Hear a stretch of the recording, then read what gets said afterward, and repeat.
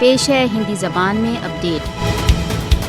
बाबा गुरु नानक की जन्म जयंती मनाने के लिए सहस्त्रों सिख यात्री पाकिस्तान पहुंच रहे हैं। 17 नवंबर से 26 नवंबर तक गुरु नानक की जन्म जयंती में भाग लेने के लिए पाकिस्तान ने 3000 वीजा भारतीय सिखों को जारी किए हैं। भारतीय तीर्थयात्री के अतिरिक्त पाकिस्तान ने गुरु नानक की 552वीं जन्म जयंती को मनाने के लिए अन्य देशों के सिखों को विशेष अनुमति दी है।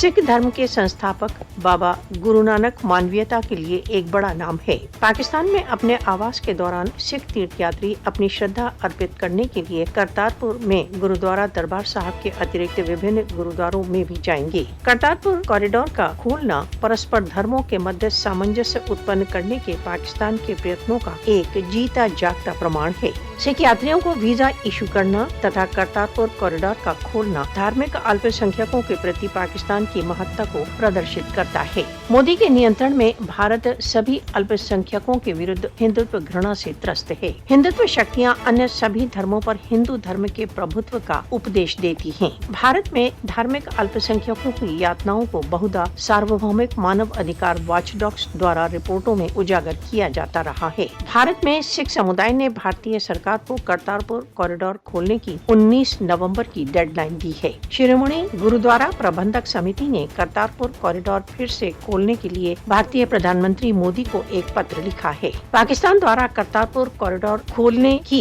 विश्वव्यापी रूप से सिख समुदाय द्वारा सराहना की गई है। मोदी के सत्तारूढ़ होने के पश्चात से भारत में धार्मिक अल्पसंख्यकों के विरुद्ध अपराधों में वृद्धि हो रही है। सिखों के प्रति पक्षपात। भारतीय सरकार पाकिस्तान में सिखों के पवित्र स्थलों के दर्शन की अनुमति हेतु करतारपुर कॉरिडोर खोलने के लिए अनिच्छुक है। भारतीय सरकार को इस पक्षपात को त्याग कर सिखों को अपने पवित्र स्थलों के दर्शन हेतु करतारपुर कॉरिडोर खोलना चाहिए। भारत में सिख सहित सभी अल्पसंख्यक समुदाय बीजेपी आरएसएस नेतृत्व के हिंदू अतिवादियों द्वारा अत्याचारों का सामना कर रहे हैं। सिख तीर्थयात्रियों को करतारपुर साहब के दर्शनों की अनुमति के लिए मोदी पर दबाव डालना चाहिए।